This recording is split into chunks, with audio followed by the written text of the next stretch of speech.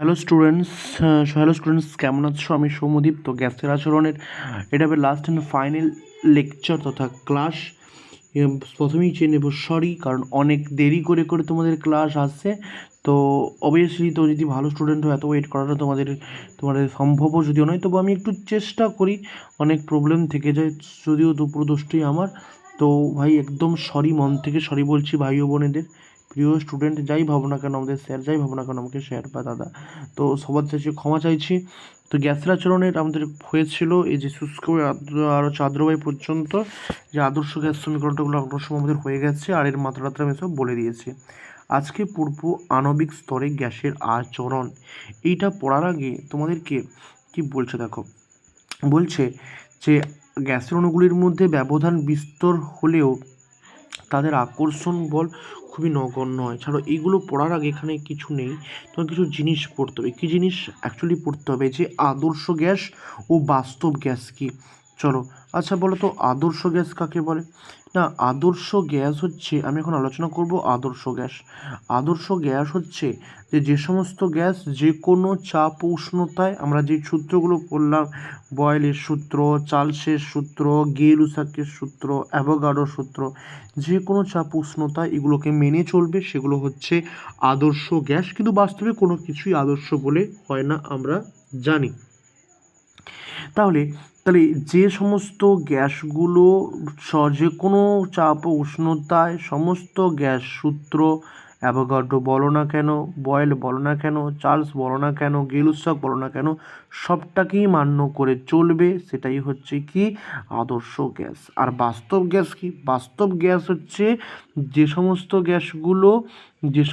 গ্যাসগুলো actually বয়েলের সূত্র আর হচ্ছে চার্লসের সূত্র, যে কোনো সূত্র, গ্যাস সূত্রকে মেনে চলে না, তাদেরকে বলা হচ্ছে বাস্তব গ্যাস। তবে একটা শর্তে বাস্তব গ্যাস আদর্শ গ্যাসের মতো আচরণ করে, বহুতবার পরীক্ষায় এসছে। এটা হচ্ছে নিম্নচাপ ও উচ্চ উষ্ণতা। নিম্নচাপ ও উচ্চ উষ্ণতা, এটা হচ্ছে এমনই একটা জিনিস, এই শুধুমাত্র এই সিচুয়েশনটাই স্যাটিসফাই করলে তবেই একটি বাস্তব গ্যাস আদর্শ গ্যাসের মতো আচরণ করবে। এবার আমি বলবো যে গ্যাসের গতীয় তত্ত্বের স্বীকার্য। দেখো বলছি, প্রতিটি গ্যাস অসংখ্য ক্ষুদ্র কণা দ্বারা গঠিত। অবভিয়াসলি এটা যদি একটা কোনো গ্যাস হয়, এটা অবশ্যই ক্ষুদ্র ক্ষুদ্র কণা দ্বারা গঠিত হবে।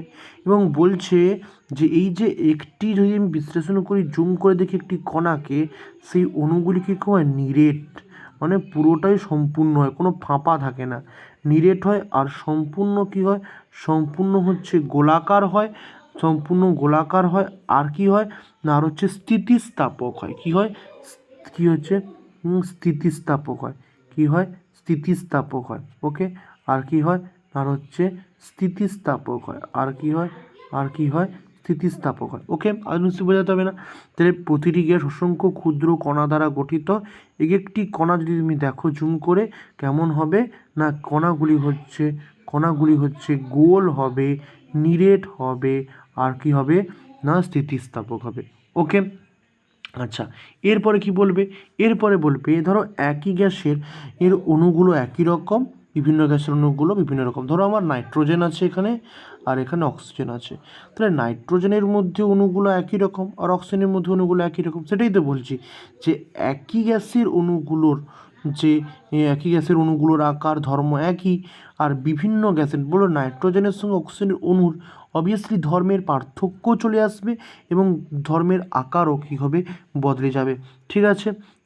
থার্ড নম্বর পয়েন্ট বলছে যে ধরো আমার এখানে একটা পাত্র আছে, এই পাত্রে আমি গ্যাসের আয়তনটাকে পরিমাপ করব।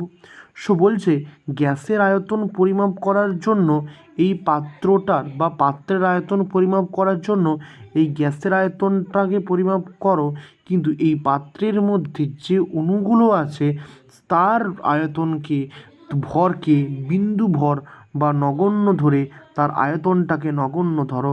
সুতরাং পাত্রের আয়তনের তুলনায় এই যে অণুগুলোর আয়তনগুলোকে নগণ্য ধরো। বুঝতে পেরেছ? 4 নম্বর পয়েন্ট হচ্ছে যে 4 নম্বর পয়েন্ট হচ্ছে যে এই অণুগুলোর মধ্যে কোনো আকর্ষণ বা কোনো বিকর্ষণ বল নেই। দেখো একটা ঘরের মধ্যে ধরো সাপোজ দুটো অণু আছে, কোনো আকর্ষণ বিকর্ষণ নেই, তাহলে যে যেদিকে পারে ছুটবে, তাহলে একসময় এদের মধ্যে ধাক্কাধাক্কি খাবে, ধাক্কাধাক্কি হলে দেওয়ালে চাপ সৃষ্টি হবে, সুতরাং চাপেরও সৃষ্টি হবে। এবার আমরা প্রায় চলে এসেছি, এইগুলোই হচ্ছে গতিতত্ত্ব। এবং লাস্ট গতিতত্ত্বের স্বীকার্যটা হচ্ছে এটাই যে যে এই যে গ্যাসের যে অণুগুলির যে বেগ, মানে যেটা গতিশক্তি বলছি, এটা এর পরম উষ্ণতা বা ক্যাপিটাল টির সঙ্গে কীরকম সম্পর্ক, সমানুপাতিক সম্পর্ক। সুতরাং এই এই গতিতত্ত্বের শিক্ষার যদি আমরা জিনিস জানলাম, এই লাইনটা খুব ইম্পর্টেন্ট, লাস্টের লাইনটা, যে এই যে গ্যাসের অণুগুলির যে গড় গতিশক্তিটা তার পরম উষ্ণতার সঙ্গে কীরকম সম্পর্ক, না সমানুপাতিক সম্পর্ক। এই গড় গতিশক্তি কিন্তু শুধুমাত্রই পরম উষ্ণতার উপরেই নির্ভরশীল। আর একটা মোস্ট ইম্পর্ট্যান্ট লাইন, যে এই যে অণুগুলোর মধ্যে যে সংঘর্ষ হয় না, সেই সংঘর্ষটা হচ্ছে পূর্ণ স্থিতিস্থাপক সংঘর্ষ। কি সংঘর্ষ? পূর্ণ স্থিতিস্থাপক সংঘর্ষ। এবার তুমি বলবে স্যার পূর্ণ স্থিতিস্থাপক মানেটা কি? দেখো, পূর্ণ স্থিতিস্থাপক মানে হচ্ছে যে সংঘর্ষের আগে ও সংঘর্ষের পরে মোট ভরবেগ এবং শক্তি একই থাকে, অর্থাৎ সংরক্ষিত থাকে। তো আশা করি এই পয়েন্টগুলো বুঝতে পেরেছো। না বুঝতে পারলে একবার বলে দেবো, আমি এর থেকেও ভালো করে পড়িয়েছি, ডিটেলসে পড়িয়েছি, আশা করি কোনো অসুবিধার হবে না। ওকে, চলো নেক্সট আমি পড়ব যে আদর্শ গ্যাস এবং বাস্তব গ্যাস থেকে বিচ্যুতির কারণ। এর নিচে একদম আছে কি বিচ্যুতি। দেখো, আদর্শ গ্যাসে আমরা বলেছি কি বলেছি, যে গ্যাসের আয়তন আমরা পাত্রের আয়তনটাকেই গণ্য করব, তার ভিতরে অণুগুলোকে বিন্দুভর ধরে এদের আয়তনকে আমরা গণ্য করব না। কিন্তু বাস্তব গ্যাস বলছে অণুগুলো যতই ক্ষুদ্র হোক না কেন, এদের যেহেতু একটা আয়তন বর্তমান, সুতরাং এদেরকে আমরা নগণ্য হিসেবে ধরবো না। এখানে একে বলছে বাস্তব গ্যাস বলছে। আর 2 নম্বর পয়েন্ট আর কি না, আদর্শ গ্যাস বলছে যে দুটি অণুর মধ্যে কোনো আকর্ষণ বিকর্ষণ বল নেই। কিন্তু বাস্তব গ্যাস বলছে যে একটা পাত্রের ভিতরে দুটো অণু থাকবে, এদের মধ্যে কোনো আকর্ষণ বিকর্ষণ বল এরকম থাকতে পারে নাকি? অবশ্যই এদের মধ্যে কিছু একটা সম্পর্ক থাকবে। তো সেক্ষেত্রে আমরা এই আন্তরাণবিক এই আকর্ষণ বিকর্ষণ বলটাকে আমরা উপেক্ষা করতে পারি না। ওকে, আশা করি এই দুটো বিচ্যুতি, এটাই বিচ্যুতির কারণ।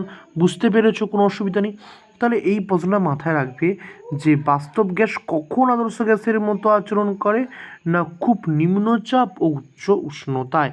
এই যে বিচ্যুতির দুটো কারণ আমি আরেকবার বলছি। 1 নম্বর কারণটা কি, আদর্শ গ্যাস বলেছিল যে পাত্রের আয়তনে গ্যাসের আয়তনটাকেই বা গ্যাসের আয়তনে পাত্রটাকেই ইম্পর্টেন্স ধরো, এর মধ্যে বিন্দুগুলোর আয়তনটাকে গণ্য করো না। কিন্তু বাস্তব গ্যাস বলছে না, বিন্দুগুলো যতই বিন্দুভর হোক না কেন, তাদের বা অণুগুলো যতই হোক না কেন, এই এই অণুগুলো যদি বিন্দুভর হোক না কেন, এদের আয়তনটাকে গণ্য করা উচিত। 2 নম্বর আদর্শ গ্যাস কী বলেছিল? 2 নম্বর বলেছিল আদর্শ গ্যাস কী বলেছিল? 2 নম্বর মানে বিচ্যুতি। 2 নম্বর কী বলেছিল? যে একটা দুটো অণুর মধ্যে কোনো আকর্ষণ বা বিকর্ষণ বা আন্তরাণবিক কোনো সংযোগই নেই। বাস্তব গ্যাস বলছে যতই হোক না কেন, দুটো অণু একটা জায়গায় থাকবে, এদের মধ্যে আকর্ষণ বিকর্ষণ লাগবে না, এটা কোনোদিন সম্ভব নাকি? এটা অসম্ভব। সুতরাং এদের মধ্যে একটা আকর্ষণ বিকর্ষণ বল বা যেটা আন্তরাণবিক একটা বল কিন্তু থেকেই যাচ্ছে। ওকে, এটাই হচ্ছে, বুঝতে পেরেছো? এটাই হচ্ছে বিচ্যুতির কারণ। আচ্ছা, গ্যাসের ব্যাপন কি? অর্থাৎ বায়োলজির প্রশ্ন, ফিজিক্সের প্রশ্ন নয় যেহেতু। দেখে নাও যে কী বলছে, না বলছে পরস্পরের সঙ্গে রাসায়নিক বিক্রিয়া করে না এরূপ দুটি বা তার বেশি গ্যাস আবদ্ধ পাত্রে রেখলে যদি পরস্পরের সঙ্গে মিশে একটি সমসত্ব গ্যাস মিশ্রণ তৈরি করে। ধরো এই একটা আমার পাত্র, এই পাত্রে দুটো পরস্পর না মেশে এমন দুটো গ্যাস রাখলাম, সেই মিশে যাওয়ার পরে সেই দুটো একসময় সমসত্ব মিশ্রণ উৎপন্ন করবে, সেই হচ্ছে গ্যাসের ব্যাপন। গ্যাসের ব্যাপনের উদাহরণ হচ্ছে কি বলতো, যে ধূপের কাঠি, ধূপ জ্বললে চারিদিকে ধোঁয়া ছড়িয়ে পড়ে। ওকে, গ্যাসের আয়তনের ওপর চাপের প্রভাব, বেগের ওপর চাপের প্রভাব, আমি সবটাই বুঝিয়ে দিচ্ছি। দেখো, প্রথম কথা একবারেই বুঝে যাবে, কোনো কঠিন নেই। বলো, তুমি আমাকে প্রশ্ন করছি, তুমি বলো। বলো তো ভাই, উষ্ণতা বাড়লে অণুগুলির মধ্যে বেগ বাড়বে? অবভিয়াসলি হ্যাঁ স্যার, বেগ বাড়বে। ওকে, বেগ যদি বাড়ে গতিশক্তি বাড়বে? হ্যাঁ স্যার, গতিশক্তি বাড়বে। তাহলে উষ্ণতা বাড়াতে আমার বেগও বাড়ালো, গতিশক্তি বাড়লো। ফাইন স্যার, কী বললাম? উষ্ণতা বাড়লে আমার গতিশক্তি বাড়লো আর হচ্ছে বেগ বাড়লো আর হচ্ছে গতিশক্তি বাড়লো, এই ভিটা কিন্তু বেগকে বলছে। ওকে, আচ্ছা গতিশক্তি বাড়া মানে ধাক্কাধাক্কি খাওয়া ভালো, ধাক্কাধাক্কি বাড়বে মানে চাপ বাড়বে। আচ্ছা চাপ বাড়বে মানে আয়তন বাড়বে না কমবে? আয়তন হচ্ছে কমবে। সুতরাং এটাই হচ্ছে অ্যাকচুয়ালি ইন্টাররিলেশন, যে উষ্ণতা বাড়লে বেগ বাড়বে, তারপরে হচ্ছে গতিশক্তি বাড়বে, চাপও বাড়বে, আয়তন কমবে। আর উষ্ণতা কমে বেগ কমবে, গতিশক্তি কমবে, চাপ কমবে, আয়তন বাড়বে। ওকে, এটাই ছিল আজকে ডিটেলস আলোচনা।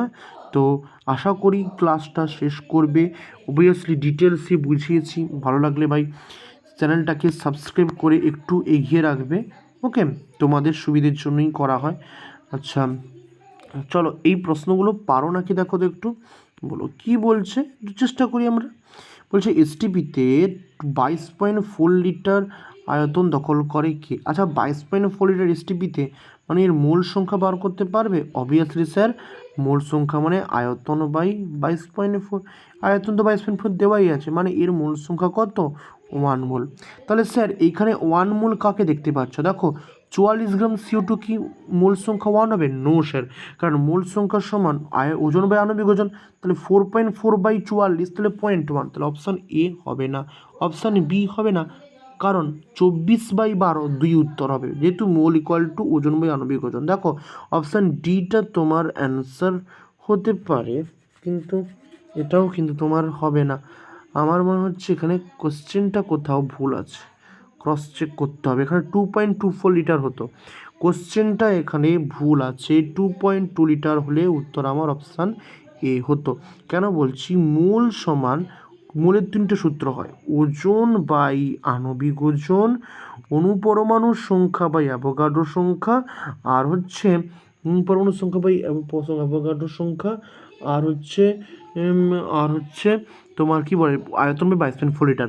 তো এই দুটোর মধ্যে, চারটার মধ্যে যে কোনো দুটোর মধ্যে রিলেশন তোমাকে পরীক্ষায় থাকবে। ওকে, আচ্ছা গ্যাসের চাপ দ্বিগুণ করলে আয়তন কী হবে বলো? চাপ আর আয়তন কী সম্পর্ক? চাপটা যদি দুগুণ করা হয় আয়তন কী হবে? অবভিয়াসলি হাফ, দুগুণ কমবে মানে কী হবে? হাফ হয়ে যাবে আগের থেকে। ওকে, আশা করি গ্যাসের আণবিক আয়তন এসটিপির মান কত? 22.4 লিটার, অবভিয়াসলি। ঠিক আছে, এইগুলো করা হবে পরপর যখন আমরা কোশ্চেন রেডি করব করা হবে। তো বলে রাখি এই চ্যাপ্টারটা আমাদের অলরেডি আমরা শেষ করে ফেলেছি। তো যদি কোনো অসুবিধা থাকে তুমি বলতে পারো, ডিটেলস প্রশ্ন সিরিজ নিয়ে আমি আসবো। তার আগে আজকের মতো থ্যাংক ইউ ভাই, টাটা, ওয়েলকাম, থ্যাংক ইউ, দেখা হয় নেক্সট ক্লাসে। ওকে।